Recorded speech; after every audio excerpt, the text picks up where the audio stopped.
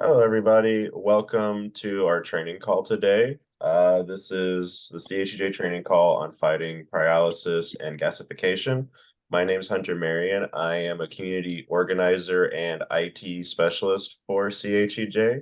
I want to give like a little heads up. Lots of people who come aren't really familiar with all the services of CHEJ. We have a three-pronged approach. We provide advice on community organizing, we do communications, and we also do technical assistance for your issues. So that could be we provide help on how to structure and plan out and strategize your organizing. If you have any advice, if you have any like data or any scientific information that you need help analyzing, we can possibly help you. And if you are confused on social media and stuff like that, you can consult with us and we can help you out create like a social media plan. So I just wanted to get that in the front. So today we are having a special guest of Jane Williams. Jane Williams serves as the executive director of California Communities Against Toxics, or CCAT, which is a network of local environmental justice groups in California who protect communities from industrial pollutants. Jane carries on the tradition of her mother, the environmentalist Norma Stormy Gale Williams, in working to protect the health of people and the environment as a common cause. Her mother, Norma, launched a campaign that sought to identify toxins causing a brain cancer cluster among children in her small town of Rosamond, California. Um, Jane will lead us on this presentation. And if there's anything else more you'd like to add, Jane, go ahead and take the floor. Well, I just thank you so much for that introduction, Hunter. Appreciate that. First of all, thank you all for taking an interest in this issue and attending and investing this hour of your life into this training. And I just want to lay out the objectives for this training. This is a rather complex issue because we have like a multi-layer cake of different regulatory superstructure on pyrolysis and gasification facilities. And I just want to set out that, first of all, the objective of this is that we're hoping at the end of this training, you will see this different multi-layered regulatory superstructure as a set of tools or weapons, as you will, to help your fights, against this whole new phalanx of pyrolysis and gasification units that are being proposed all across the country to burn, primarily to burn plastic. And the PowerPoint presentation was not designed for this training. It was actually designed to be like a, lay out all the regulatory superstructure of where we're at. And so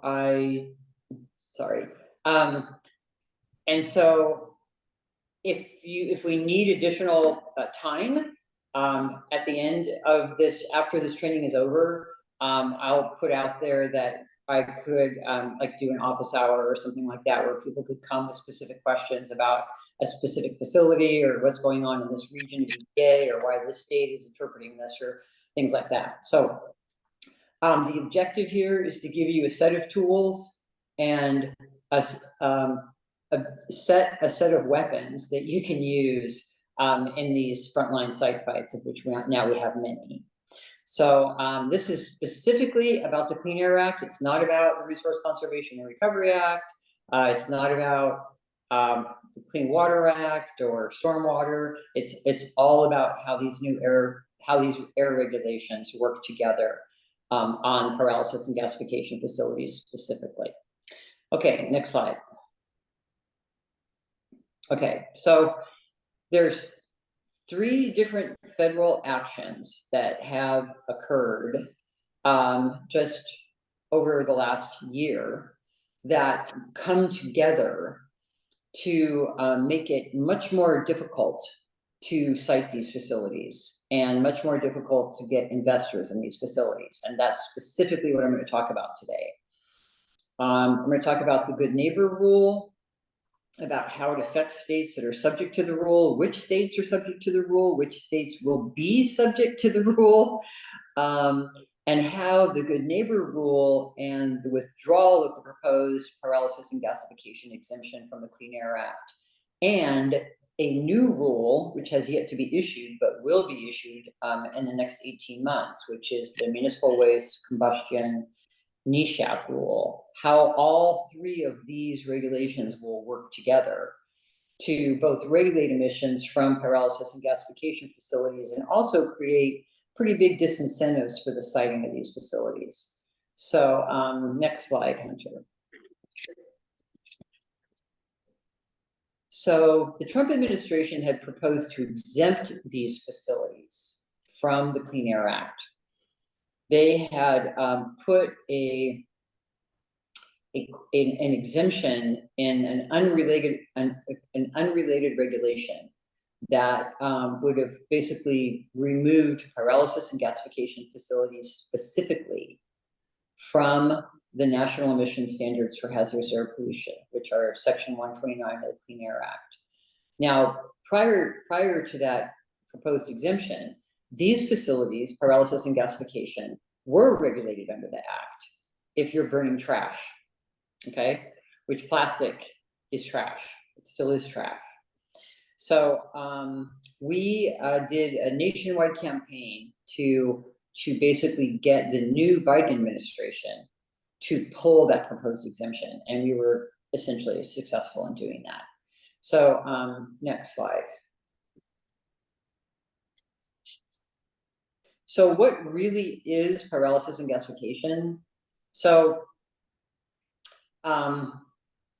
in the original definitions of incineration that were issued by the Office of Solid Waste and Emergency Management way back in the 70s, 1970s, pyrolysis and gasification were included in the definition of incineration.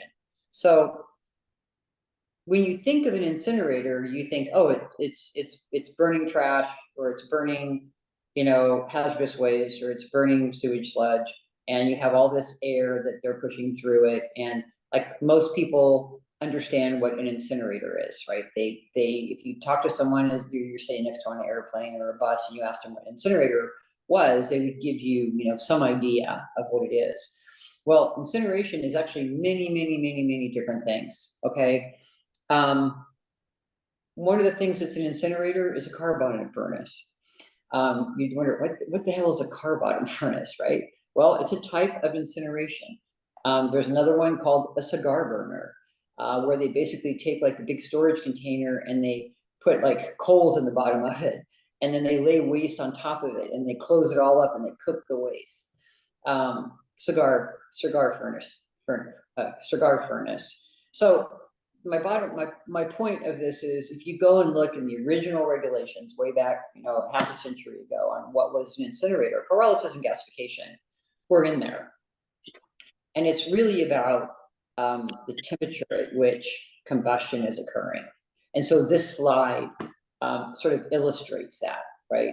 And if you've been on any of the Break Free from Plastic calls where I've talked about what a horrible cook I am and how I can burn things in my Instapot, I can burn things on my electric stove, I can burn things in my oven, I can burn things in my barbecue, I can burn things on my grill outside, you know, I can burn anything, anywhere, anytime, with all these different instruments of torture for food. Pyrolysis and gasification is just one of those sort of instruments of torture for waste that we use. And it's just all about how much oxygen is added and what the temperature of the flame or the vessel actually is. So next slide.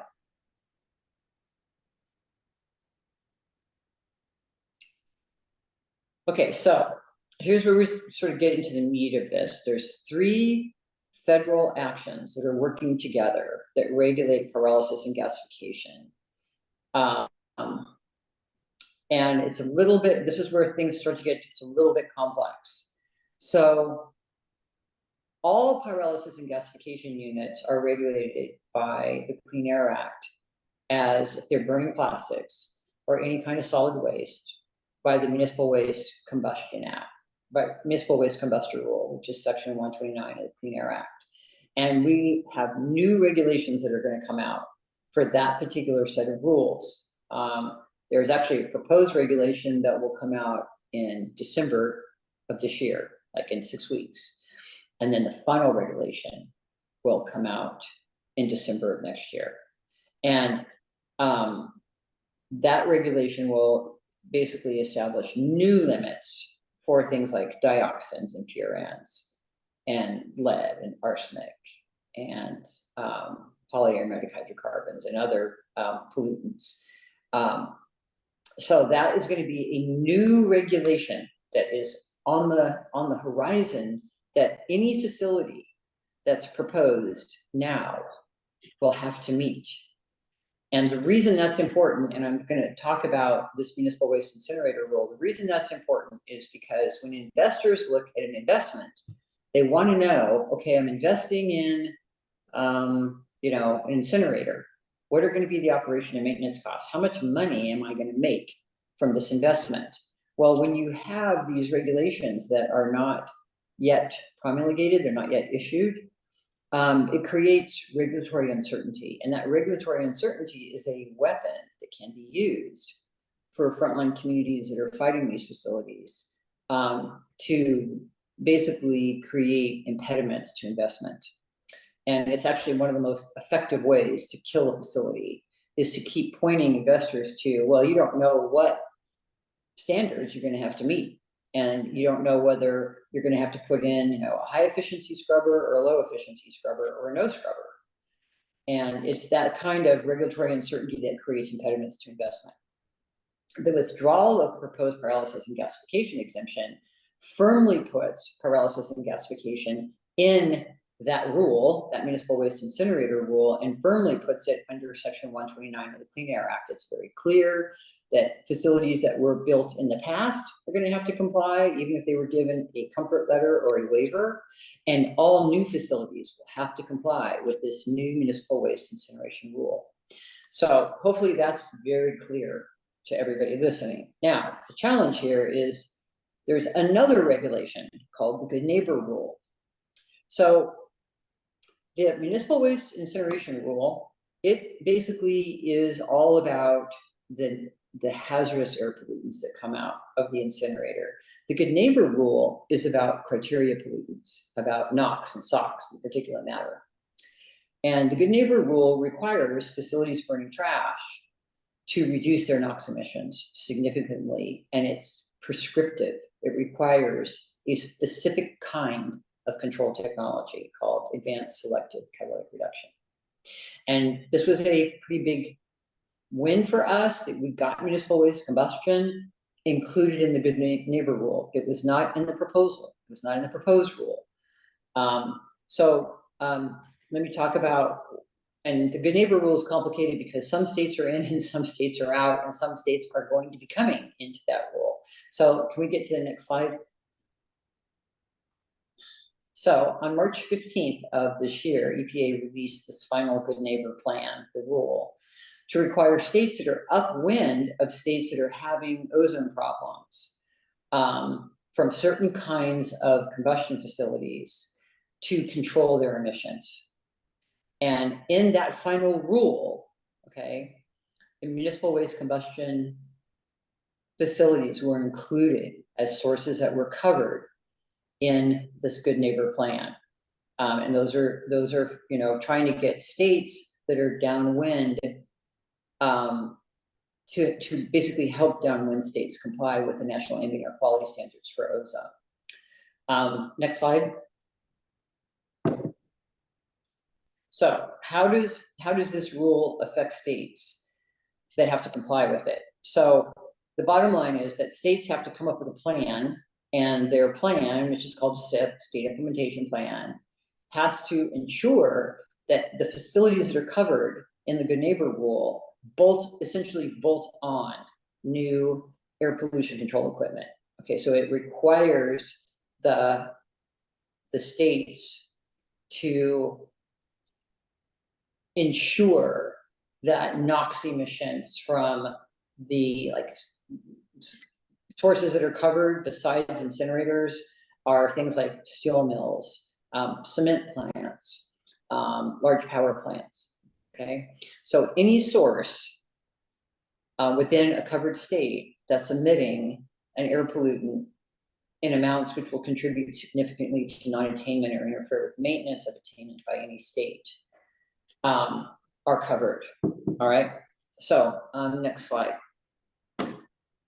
Which states are covered by the existing good neighbor rule? This is a list of the states. That's why it's very important to keep this PowerPoint. So there's two separate good neighbor rules. One has been issued, and that's the one I'm talking about.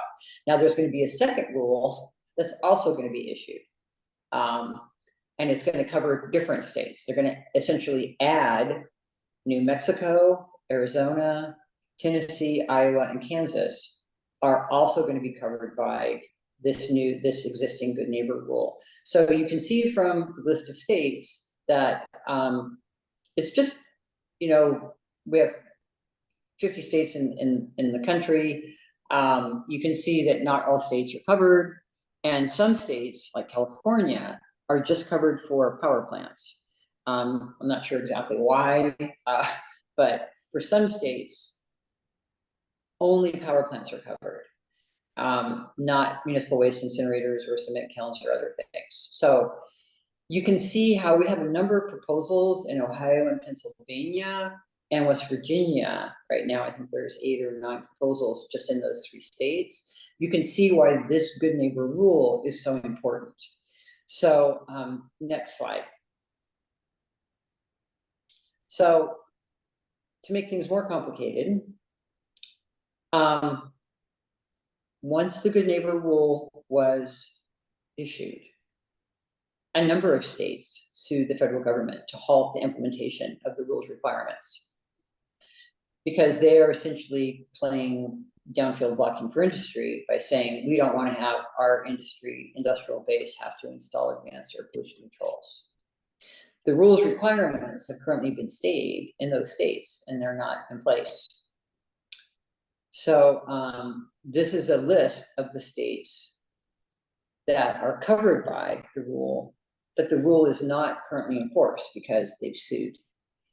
And during the disposition of that suit, the requirements have been stayed. Now we expect most of those stays to be issued sometime next year.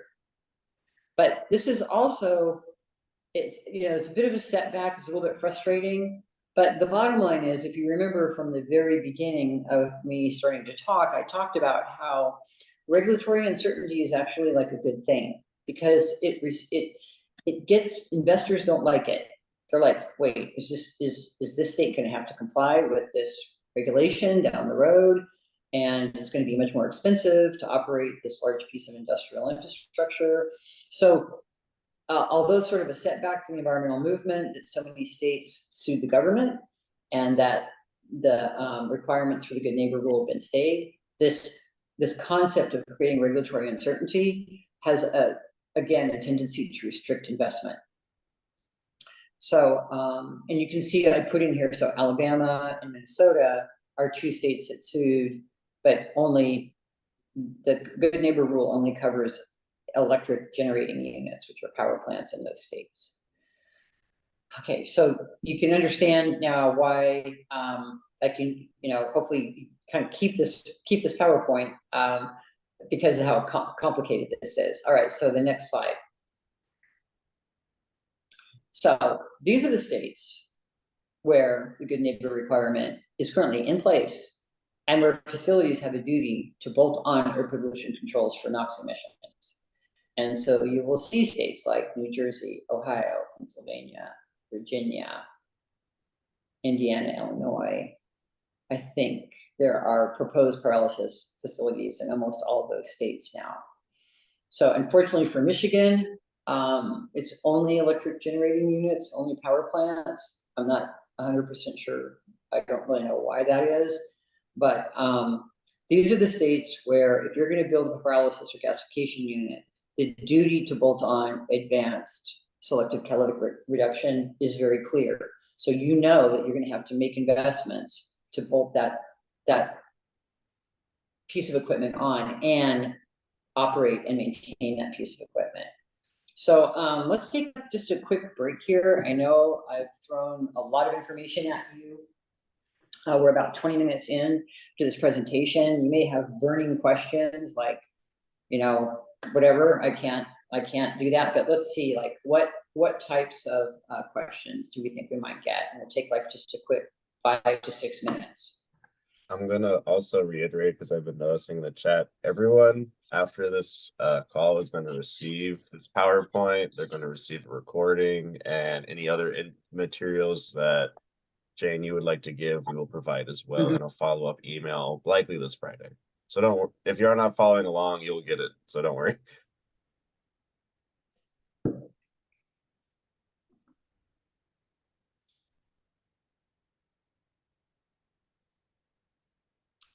All right, any burning questions?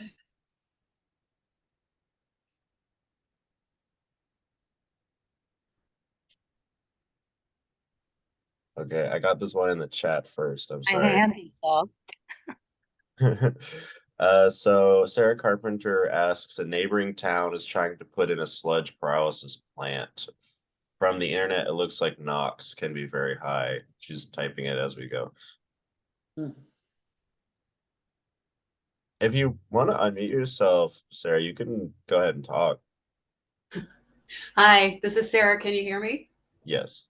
Yeah, so it sounds like from the good neighbor rule, well, a quick internet search while you were talking suggests that NOx can be very high in waste sludge. So this is sewage sludge that they want to pyrolyze. So it sounds like the good neighbor rule would require them in New York State to put on what you're calling the bolt-on NOx removal. Is that right? Well, unfortunately, sludge is covered by a separate rule. There is a sewage sludge, it's called the SSI rule, a sewage sludge incinerator rule.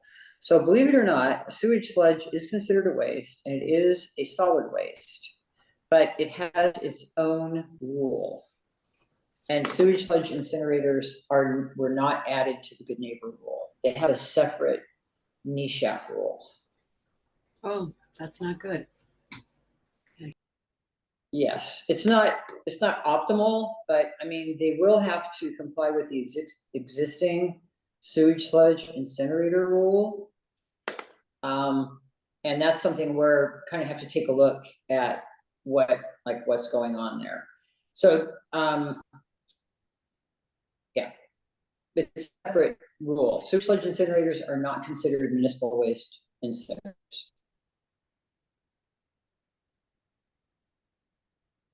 Okie doke. Sorry, Sandy, Darlene actually had her hand up before you earlier. So Darlene, let's take you. Oh, thank you. Well, a couple things, Jane.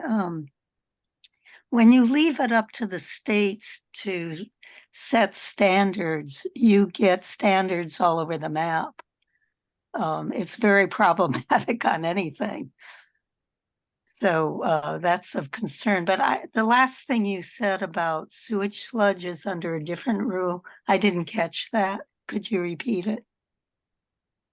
Okay, so these rules that I'm talking about are federal rules. They're not state rules, right? So Yeah. the states, as you know, Darlene, implement the Federal Clean Air Act.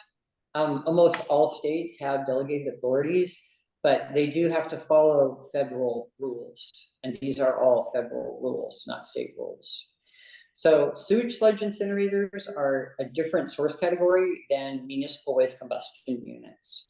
And so they're covered by a different set of rules, and they're not included in the good neighbor rule.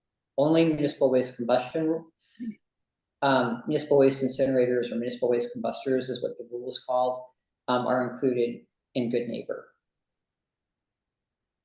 Thank you. Okie doke. And then let's do Sandy, and then we'll get back to your presentation, Jane.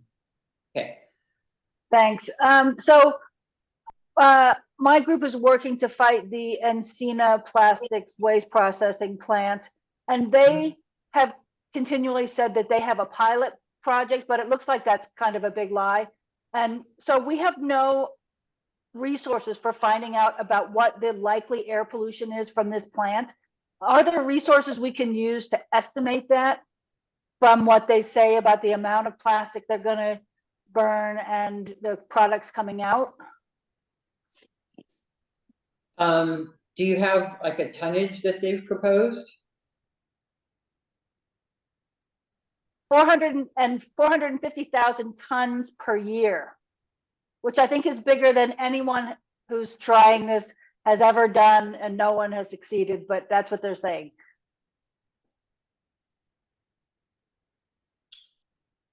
450,000 tons per year, and that's I've been on some of your calls and everything. If I'm remembering correctly, that's a pyrolysis unit. Yeah, they're saying catalytic pyrolysis to make chemicals.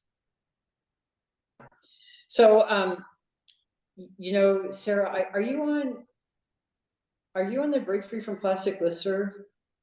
Yes.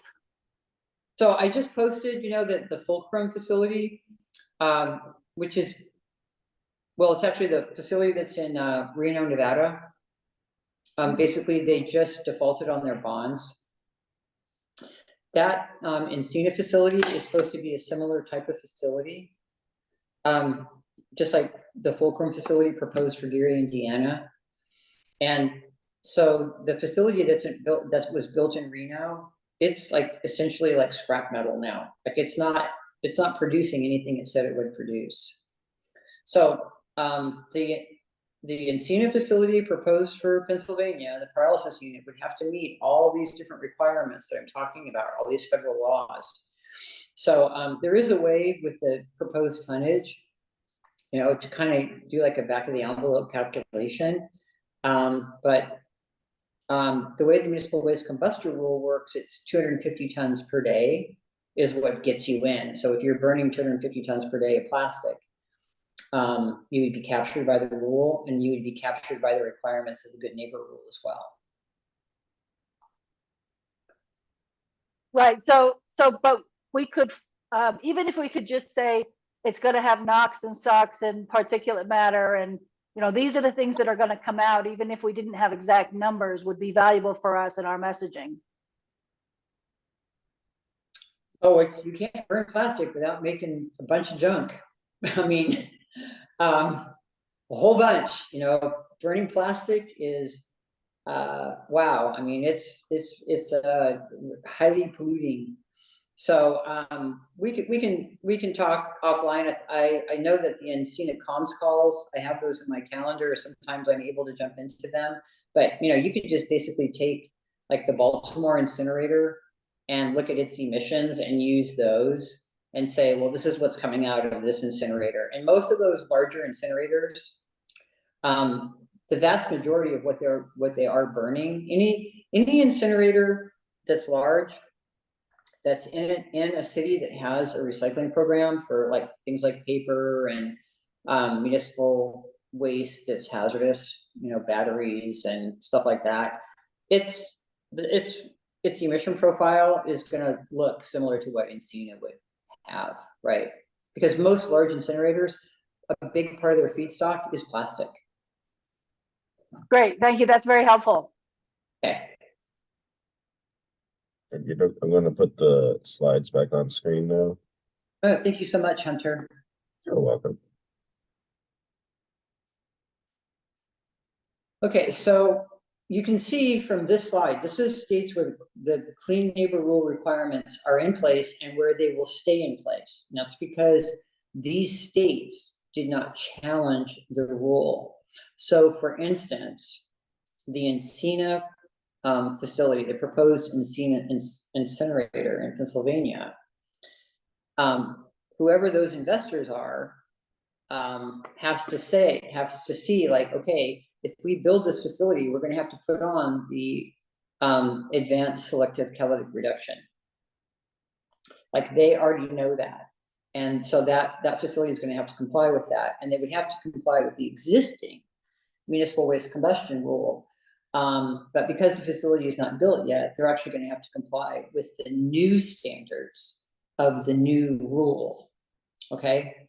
So just to give you an idea of how this works, since we've had this question about Encina, the last new municipal waste combustion facility that was built in the country, which there's only been one in the last 2 decades, It cost $645 million to construct, an extremely expensive piece of equipment.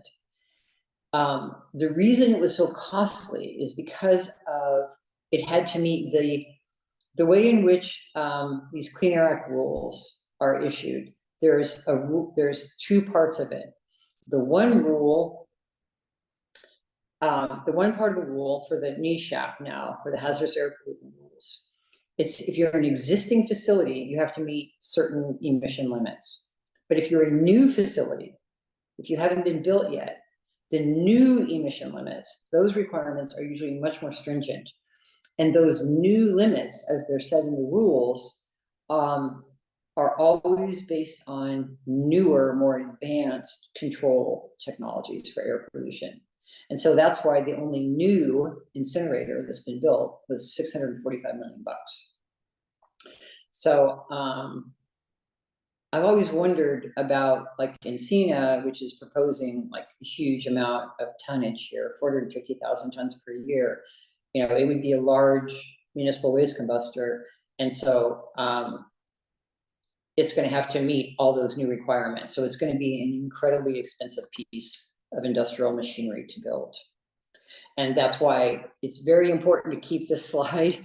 So if you're fighting an existing pyrolysis unit in any of these states, it's very clear that right now you're going to have to meet the existing municipal waste combustion rule, the new requirements in that rule, and you're going to have to bolt on advanced selective catalytic reduction. Okay, so next slide.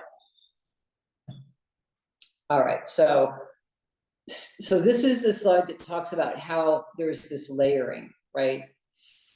And I think about these when I go to a fancy hotel and they have like beautiful fountains, and the fountains flow into each other, right? So you have like the water comes out of, you know, like the dolphin, and it flows into the first pond of the fountain. And when that fills up, then it flows into the next pond of the fountain, right? And that fills up, and the water flows into the next pond of the fountain. This is sort of similar to that, where states that are captured by the Good Neighbor Rule, they're going to have to require the retrofitting of all affected sources, any pyrolysis or gasification units that currently are in existence, and any municipal waste combustion units that are currently in existence, except for in Michigan, Alabama, or Minnesota, because those states were listed for only their power plants. And then the removal of the pyrolysis and gasification exemption puts those facilities firmly in the municipal waste combustion rule. So that's like this layering of the cake. And those emission limits are going to require advanced controls for particulate matter, mercury, acid gases, dioxin, and furan, and PCBs. So for new facilities, that would require the advanced selective catalytic reduction for the Good Neighbor Rule, and then advanced carbon injection and high efficiency acid gas scrubbers, most likely, or bag houses. And so you can see when you start layering on each one of these pieces of control equipment, very expensive. And so that's why the last big incinerator built in the country was $645 million. Okay, next slide. So again, here's a list of the controls that would be required. I just listed them, but this is where I've spelled this out for folks. And the municipal waste combustion rule captures facilities that burn more than 250 tons per day.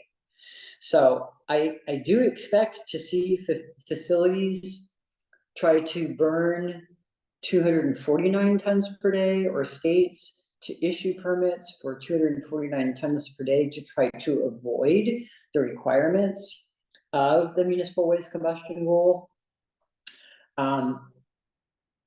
Because that avoids not only the requirements of the NESHAP rule, but also the requirements of the Good Neighbor Rule as well, because it's only the large facilities, the large incinerators, that are covered by both of the rules.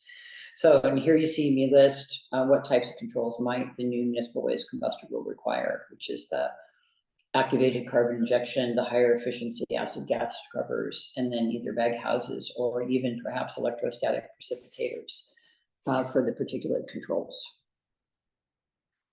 Remember, the good neighbor rule is trying to control primarily NOx for ozone, because it's an ozone precursor, and then the municipal waste combustor rule is primarily trying to control the hazardous air pollutants. Okay, next slide. All right, so when are these rules kicking in? Like, when is this all occurring, and what's happening with the timeline for action? So facilities are required to bolt on the NOx controls for the good neighbor rule. They have until 2026 to install those controls. There is an extension of 1 year. If the state, I believe it's if the state requests it, and a good cause for the extension can be demonstrated. So the very last date by which you'd have to have all your sources controlled in your state, if you're captured by good neighbor, would be 2027. EPA will have the new municipal waste combustion rule proposed in December of this year. In fact, that rule is getting ready to go to the Office of Management and Budget inside the White House. And then it must finalize the new municipal waste combustion rule by November of 2024. That will be right after the elections. And so you can see that there'll be a lot of activity for the groups that care about these plastics incinerators that are proposed for their communities. There's lots of opportunity now. Right when the new year starts, we'll have a public comment period for the new proposed municipal waste combustion rule. There'll be sign-on letters, there'll be public hearings, there'll be an opportunity for groups to advocate in front of the Biden administration to make the rule as strong as possible to get the greatest reductions feasible. And so that will be like lots of activity in the first 4 months of 2024. Compliance with that new municipal waste combustion rule, most of the NESHAP rules have anywhere from 2 to 3 year compliance after the rule is finalized. And this rule is supposed to be finalized in November 2024. So it's kind of interesting that the compliance with the new municipal waste combustion rule, it's not finalized yet, so I don't know when it would be, but it's most likely to occur mid-2027. And so if you go back to the top of this slide, you'll see that facilities also have to comply by 2027, sometime in 2027, with this advanced catalytic reduction retrofit requirement as well. And so both of these rules will essentially like come into force on top of any existing facility or any facility that wants to be built at roughly the same time in 2027. The compliance date for the municipal waste combustion rule could be as late as 2028, but we will be, as part of our advocacy on the municipal waste combustion rule, we will be fighting to get the controls on earlier. You know, that's one of the things that we'll be saying to the administration is that we've got to shorten that compliance time. Some of the NESHAP rules that have been issued have had compliance dates like as of 1 year, which we'll be asking for in our advocacy and our comments and letters and everything, but I'm not sure exactly how successful we'll be with that. So you can see that these existing municipal waste combustion facilities, which are highly concentrated in the East, by the way, for some reason, they're highly concentrated in just a few states. And then, so those states, many of those facilities are over 30 years old, those existing municipal waste combustors, those facilities will face a huge challenge. Like, do you really like put new tires on your 57 Chevy? And it's not a classic car, it's a bucket of rusty bolts. Are you going to put new tires? Are you going to paint it? Are you going to replace the transmission? Like, or are you just going to scrap it? And so I foresee, or I suspect that many of the existing municipal waste combustion facilities in this country will fold and shut down because of the tremendous amount of investment that would be required with these two rules coming into force at roughly the same time. Like local governments that own these facilities, or Covanta, which owns many of the privately owned ones, they will have to hold a big sale in front of the post office to try to get the huge amount of money that would be required to invest in these facilities, and most of them are over 30 years old. So I know that CHEJ has been like really involved in, you know, municipal waste combustion fights. Some of you that are on this training, you know, may be involved in a frontline community fight on a municipal waste combustor. And so I would have been remiss if I didn't point out how this sort of, we've kind of got this juggernaut started where folks are going to have to make investment decisions and, you know, sort of put up or shut up on new basically retrofitting the existing fleet of municipal waste combustors. All right, next slide. Okay, here we are to the summary. Again, most municipal waste incinerators in the country are over 3 decades old. Some are over 40 years old. And placing NOx controls on them and then having to put the air toxics controls are going to entail like really big investments in all technology.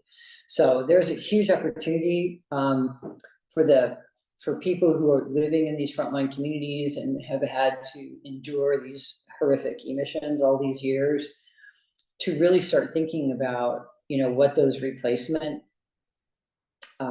activities are. And I feel quite confident that most of us that are currently involved in waste issues would say, you know, if we can't recycle it, why are we producing it? We've got to go to a zero waste paradigm. We have to look at like really aggressive recycling technologies. And so there's a huge opportunity here in the next 3 years to essentially interrupt new investments in the existing incineration fleet, as well as using this regulatory juggernaut to intercept investment in new facilities. So there's currently 157 incinerators at roughly 57 different, 60 different sites in the United States. And there's 6 states that host 90 facilities. Those Florida, Pennsylvania, New York, Connecticut, New Jersey, and Massachusetts. The one new incinerator that was built in the country was built in Florida. The Doral incinerator in Florida caught on fire. And so they pretty much burned to the ground. So they're talking about replacing it with a new incinerator.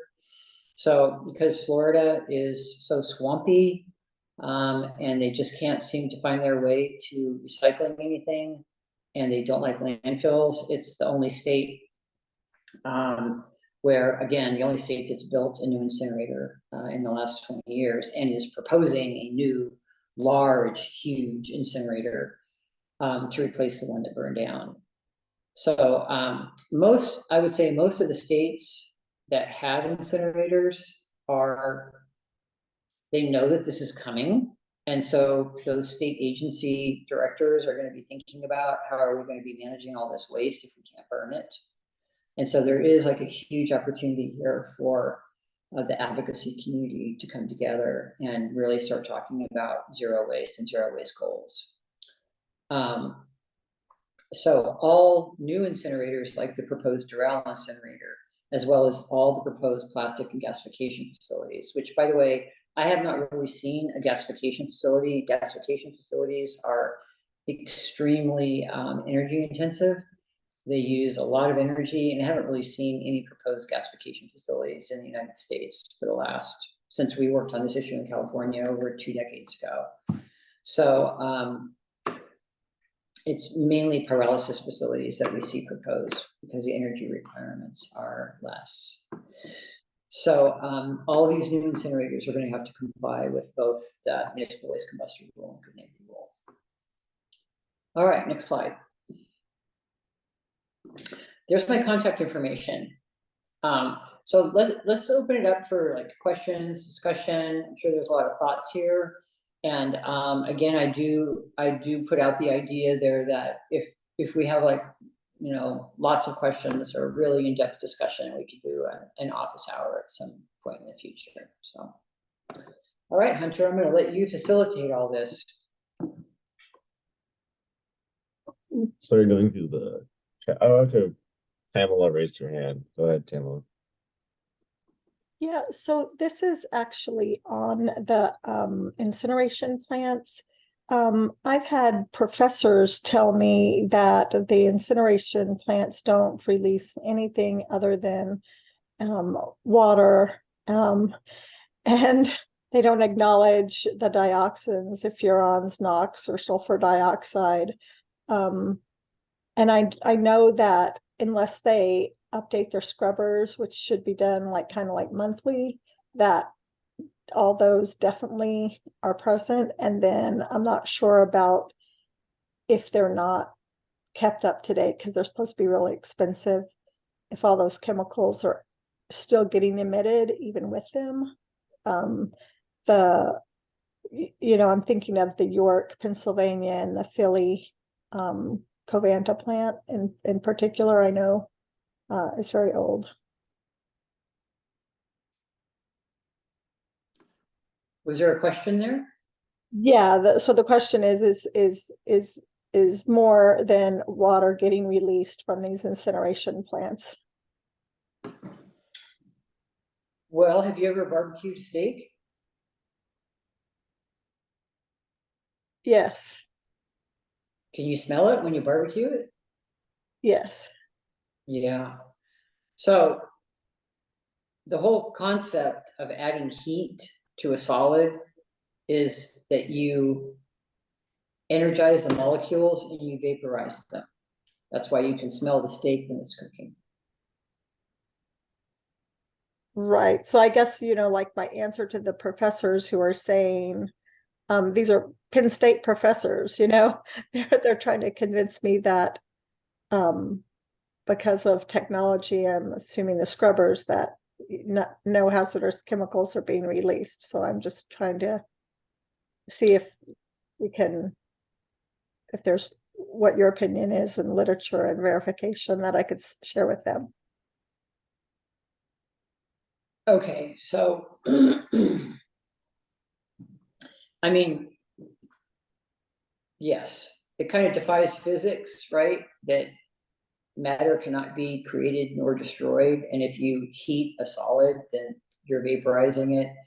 And so it sounds like what you're saying is that the professor is telling you that, yes, we're vaporizing it, but we're catching it all in the filters. Is that, am I coming away with? Right, they're either catching it or it's just coming out as just the simple, I don't know, singular atoms or non-toxic molecules or something, not the NOx, the sulfur dioxide, the dioxins, furans, benzenes, and things. Well, I mean, I don't know what to tell you, except there's like a great scene in Indiana Jones, you know, where he says, don't bring a knife to a gunfight or something like that. It's like, I don't know why we would waste our time talking to someone who like can't read the toxic release inventory, because all these incinerators report massive emissions to that. And the National Emissions Inventory shows massive emissions of NOx and SOx and particulate matter and mercury, dioxin, and PCBs.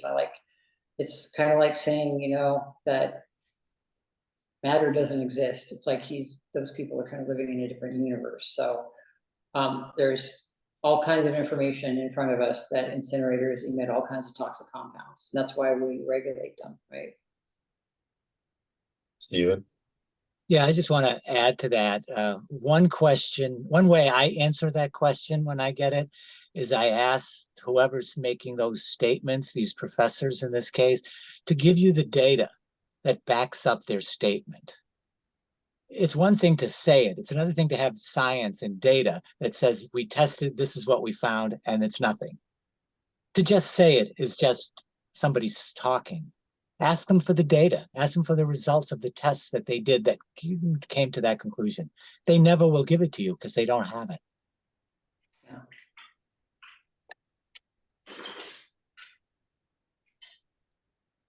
Hold on. So let me go to the chat. Doris asks, do required technologies that control dioxin and furans remove PFAS, and what should we call for?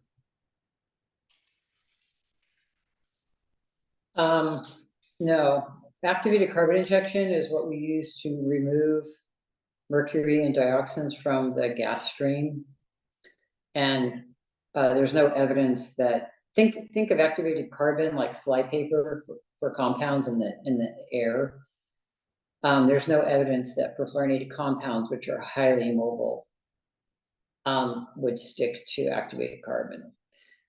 There's not really any way that I know of to prevent perfluorinated compounds from coming out of smokestacks, except don't put them in the first place. Frank asks, what about states who have passed state legislation that classifies pyrolysis and gasification as chemical recycling? We get that one quite a lot. So Thunder Mountain in Jackson County, West Virginia, was a proposed gasification facility as an example. Right, so I often like to try to respond to this with our civil rights laws. Our federal civil rights laws, as I'm sure all of you know, were passed by Congress in the mid-60s.